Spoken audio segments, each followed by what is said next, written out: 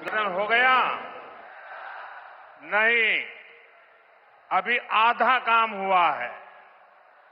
मैंने सिर्फ वो पर्दा हटाया है, लेकिन मैं आज चाहता हूं इस एयरपोर्ट का उद्घाटन यहां जो भी उपस्थित है आप सब करें।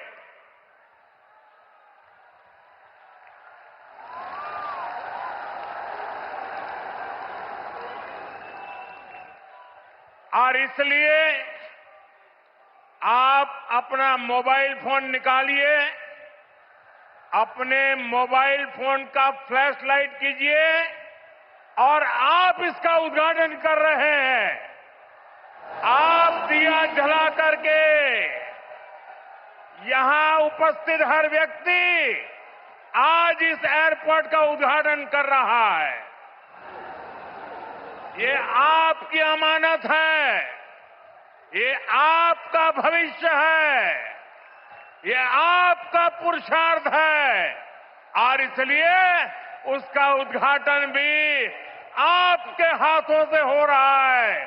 आप अपने भारत माता की जय बोल करके हाथ ऊपर करके फ्लैश लाइट पूरी तरह से दिखाइए।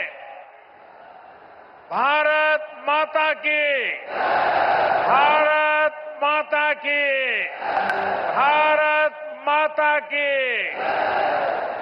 बहुत बहुत धन्यवाद। अब उद्घाटन हो गया।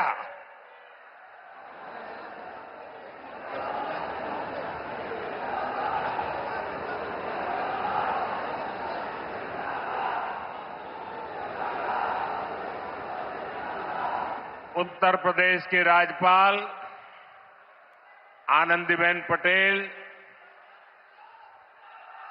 यहां के मुख्यमंत्री योगी आदित्यनाथ जी, उप मुख्यमंत्री केशव प्रसाद मौर्य, ब्रजेश पाठक, केंद्रीय मंत्रिमंडल के मेरे सहयोगी श्री राम मोहन नायडू जी,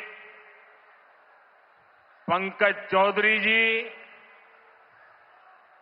ज्यूरिख एयरपोर्ट के चेयरमैन जोसेफ फेल्डर जी,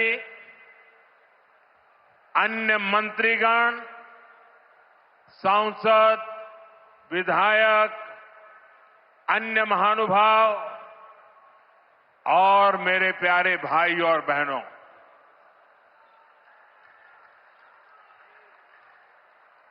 मैं देख रहा हूं आज जहां भी मेरी नजर पड़ रही है सारे युवा मुझे नजर आ रहे हैं।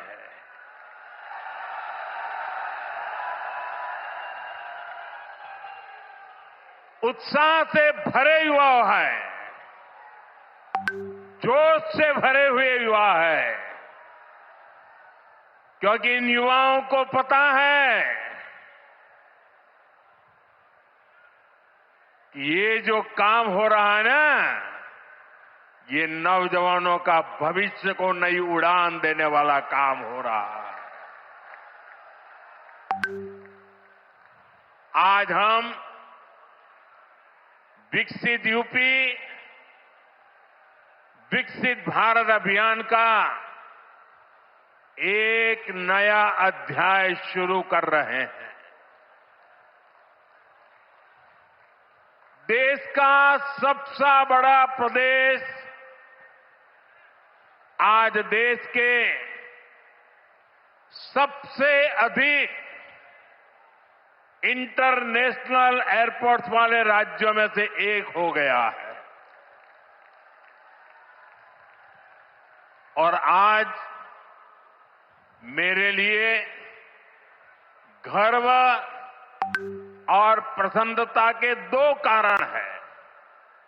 एक तो ये है, इस एयरपोर्ट का शिलान्यास भी करने का सौभाग्य आप सबने मुझे दिया था और आप सबने इस एयरपोर्ट के उद्घाटन का सौभाग्य भी मुझे दिया, लेकिन मैंने उस सौभाग्य को आपके साथ बांट दिया और आपके हाथों से उद्घाटन करवा दिया। दूसरा, जिस उत्तर प्रदेश ने मुझे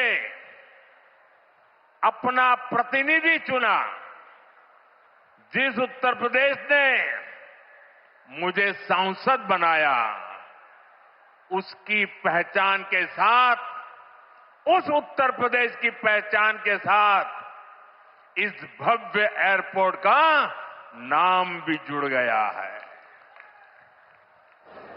साथियों, नोएडा का ये एयरपोर्ट आगरा, मथुरा, अलीगढ़, गाजियाबाद, मेरठ, इटावा, बुलंदशहर, फरीदाबाद, इस पूरे क्षेत्र को बहुत बड़ा लाभ होने वाला है।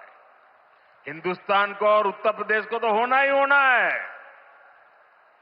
ये एयरपोर्ट पश्चिमी उत्तर प्रदेश के किसानों, छोटे और लघु उद्योगों, यहां के नौजवानों के लिए अनेक नए अवसर लेकर आने वाला है।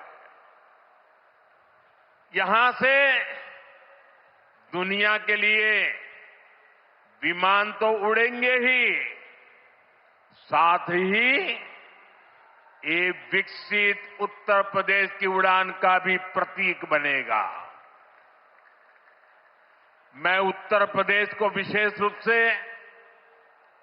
पश्चिम उत्तर प्रदेश की जनता को इस भव्य एयरपोर्ट के लिए बहुत बहुत बधाई देता हूं। साथियों, आज का ये कार्यक्रम भारत के नए मिजाज का प्रतीक है। आप सभी देख रहे हैं कि आज पूरा विश्व कितना चिंतित है। पश्चिम एशिया में एक महीने से युद्ध चल रहा है। युद्ध की वजह से कई सारे देशों में खाने पीने के सामान, पेट्रोल, डीजल, गैस, खाद, ऐसी कई जरूरी चीजों का चारों तरफ संकट पैदा हो गया है। हर देश इस संकट का सामना करने के लिए कुछ न कुछ कोशिश कर रहा है, प्रयास कर रहा है। और हमारा भारत भी इस संकट का पूरी शक्ति से मुकाबला कर रहा है। देशवासियों की ताकत के भरोसे कर रहा है। भारत तो बहुत बड़ी मात्रा में कच्चा तेल और गैस, ये जहां युद्ध चल रहा है ना, इस युद्ध से प्रभावित इलाके से मंगाता है। इसलिए सरकार हर वो कदम उठा रही है जिससे सामान्य परिवारों पर, हमारे किसान भाई बहनों पर इस संकट का बोझ न पड़े। साथियों, संकट के इस समय में भी भारत ने अपने तेज विकास को निरंतर जारी रखा है। मैं सिर्फ पश्चिमी उत्तर प्रदेश की ही बात करूं तो पिछले कुछ सप्ताह में ही ये चौथा बड़ा प्रोजेक्ट है जिसका शिलान्यास या लोकार्पण हुआ है। इन कुछ ही सप्ताह में, इस दौरान नोएडा में बहुत बड़ी सेमी कंडक्टर फैक्ट्री का शिलान्यास हुआ। इसी कालखंड में देश की पहली दिल्ली मेरठ नमो भारत ट्रेन ने गति पकड़ी। इसी कालखंड में मेरठ मेट्रो का विस्तार किया गया और इतने कम समय में आज नोएडा इंटरनेशनल एयरपोर्ट का आप सबके हाथों से उद्घाटन भी हो गया। साथियों, ये सारे प्रोजेक्ट्स यूपी के विकास के लिए डबल इंजन सरकार के प्रयासों का शानदार उदाहरण है।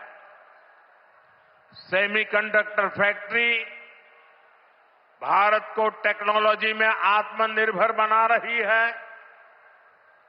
मेरठ मेट्रो और नमो भारत रेल तेज और स्मार्ट कनेक्टिविटी दे रही है और ये हमारा जेवर एयरपोर्ट पूरे उत्तर भारत को दुनिया से जोड़ रहा है। और आपने अभी वीडियो में देखा, ये ऐसा एयरपोर्ट बन रहा है, हर 2 मिनट में एक जहाज उड़ेगा, हर 2 मिनट में एक जहाज उड़ेगा। पहले सपा वालों ने नोएडा को अपनी लूट का एटीएम बना लिया था,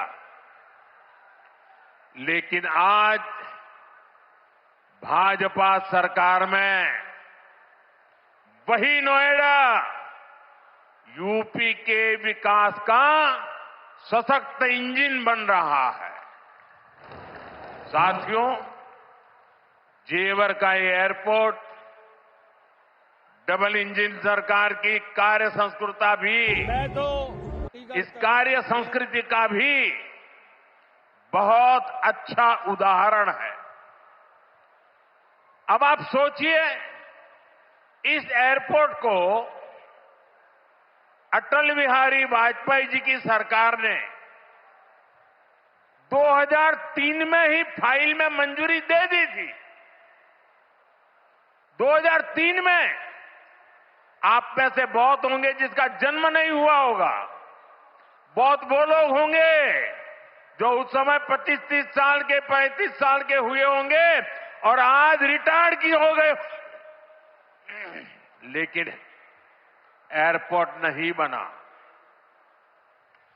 लेकिन केंद्र में कांग्रेस और यहां की पहले की सरकारों ने सालों तक इस एयरपोर्ट की नींव तक नहीं पड़ने दी।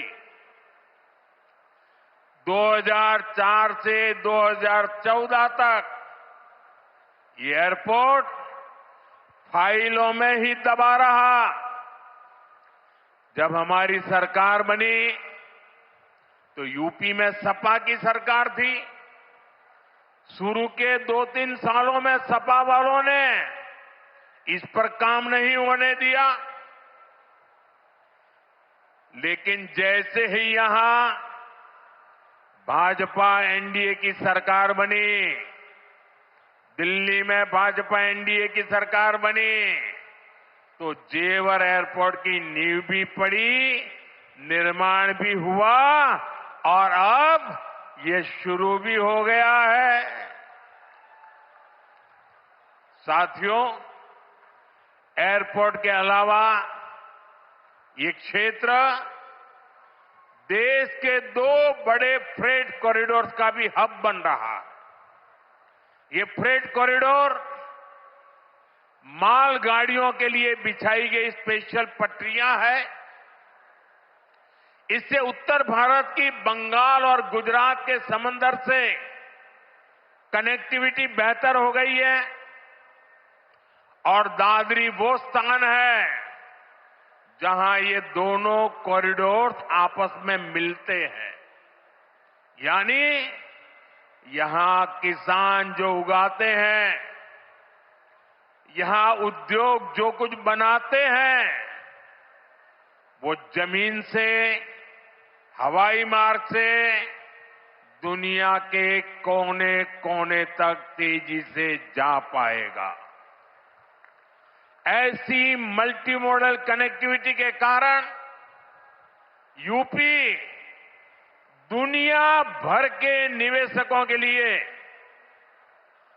बहुत बड़ा आकर्षण बन रहा है। साथियों, जिस नोएडा को पहले अंधविश्वास के कारण अपने हाल पर छोड़ दिया गया था, कुर्सी जाने के डर से पहले के सत्ताधारी यहां आने से डरते थे। मुझे याद है यहां की सपा सरकार थी और मैंने नोएडा आने का कार्यक्रम बनाया तो मुख्यमंत्री इतने डरे हुए थे कि वो उस कार्यक्रम में नहीं आए और मुझे भी डराने की लोगों ने कोशिश की कि नोएडा मत जाओ मोदी जी, अभी अभी प्रधानमंत्री बने हो। मैंने कहा इस धरती का आशीर्वाद लेने जा रहा हूं जो मुझे लंबे अरसे तक सेवा करने का मौका दे।